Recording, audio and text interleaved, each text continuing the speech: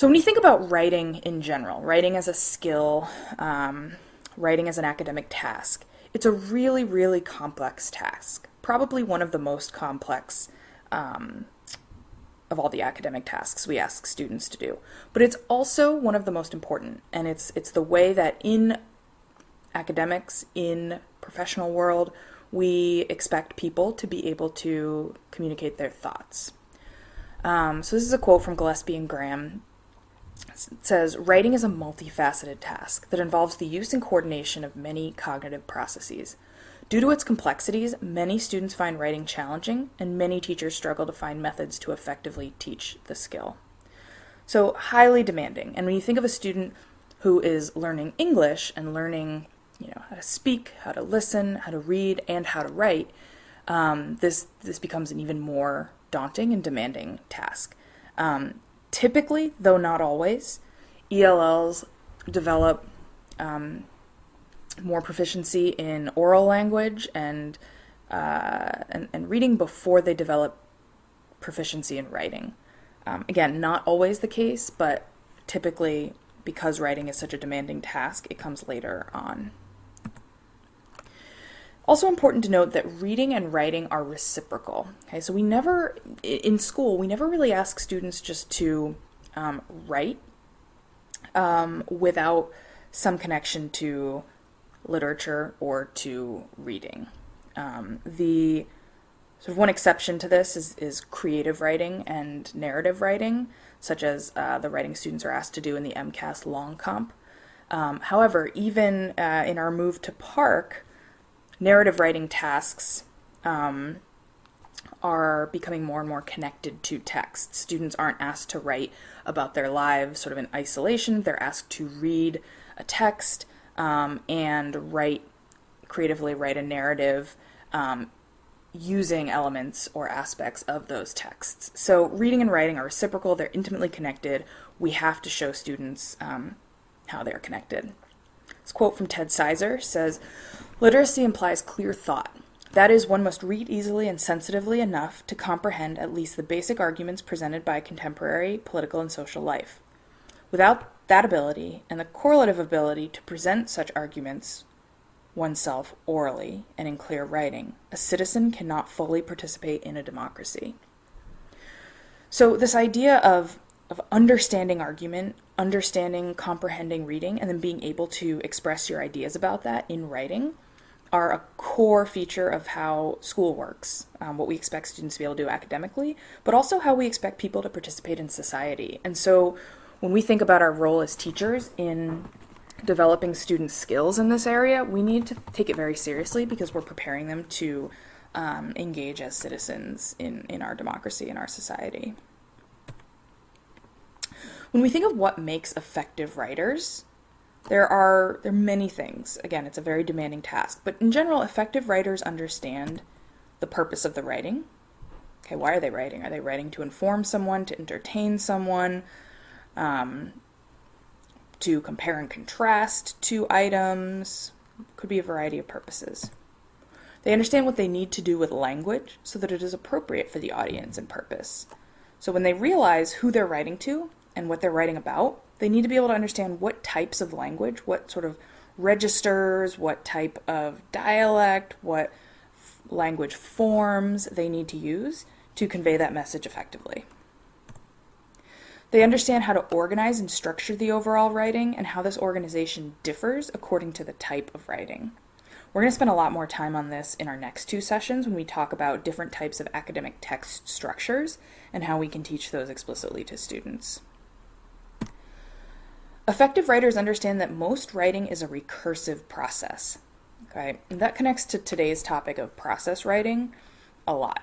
I'm sure many of you have had students who, finish writing a response to a question and immediately hand it in. I'm done. They don't look over it. They don't go back to it because they've produced a product. But good writers understand that writing is an ongoing process. You draft, you go back, you reread, you revise, you edit, you redraft. You get feedback from people, you incorporate that feedback. It is an ongoing process. Effective writers understand the differences between speech and writing. And while there are connections between speech and writing, and we're going to explore the connections between oral language and literacy more in these sessions, good writers understand that the way that you write actually should be different from the way that you speak, and they understand why this is true. They understand models of good writing and how to find out what they don't know. So they can look to different mentor texts to identify tactics or skills that good writers use.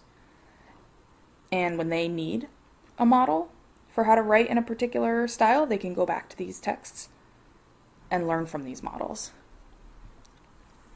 Effective writers also understand something about the subject they're writing about, right? You're writing about some sort of content. And so this is, again, an area in which language and literacy and content are all intimately connected. So our students have to have some content that they can write about.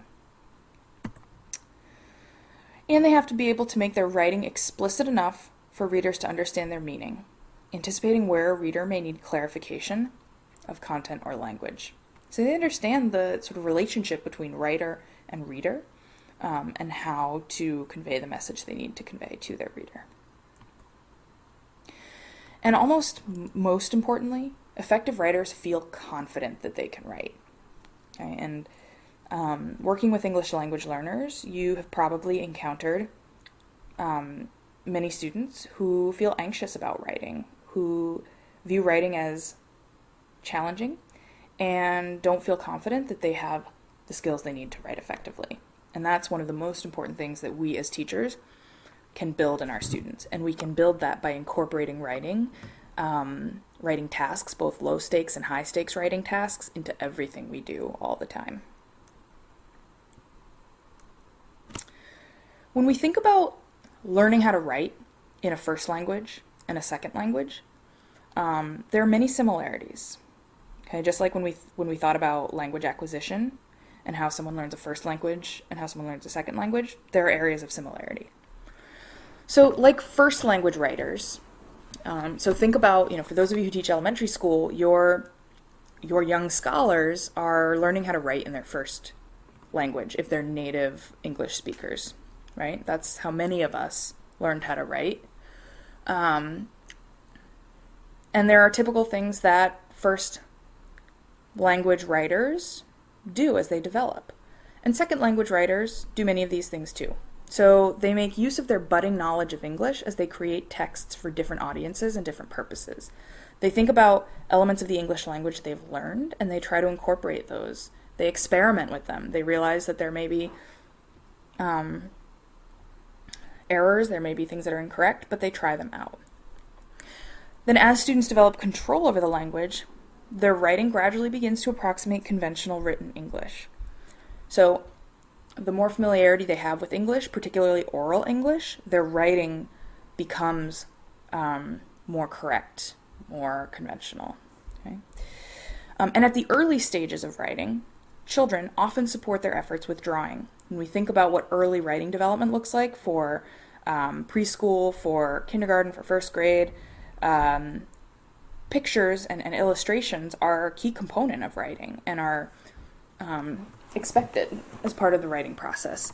And that's true for developing second language writers as well. So even if we teach middle school and high school, but we teach level 1 and 2 English language learners, using illustrations and visuals is a natural part of their writing development. There are also some differences for second language writers. And these differences revolve around limitations in vocabulary, in syntax, and things like idioms. And these limitations primarily stem from the fact that students are still learning oral English, or their oral second language. So whereas first language writers, as they're developing, they may not know how to write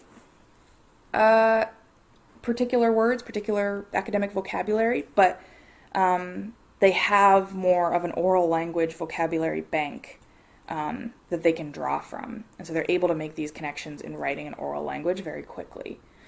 Similarly, they have an oral bank and a growing oral understanding of syntax in English. So they can think about what sounds right in terms of language structure and use that to help inform what they write on paper. And so these are things that second language writers are still developing in their oral language. And so it becomes difficult for them to transfer them quickly to the written word. Additionally, a lot of second language learners have had limited experiences reading or being read to in English. And this varies depending on their age, varies depending on the amount of time they've spent in the United States. But many of them have limited experiences here. Think for a moment about how this would influence students' writing abilities. If they have limited experiences being read to or reading in English, how would that affect their writing?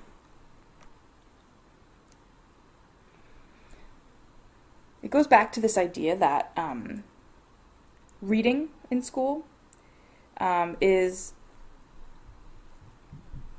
learning about content, and when we write, we often write about what we read or in response to what we read.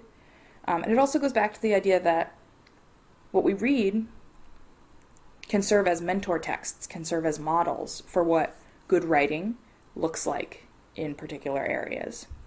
So if students don't have this experience reading in English, they're lacking these models and lacking the background knowledge and content they need to write about. Of course, we also know that our English language learners may have varying knowledge or experience writing in their native language.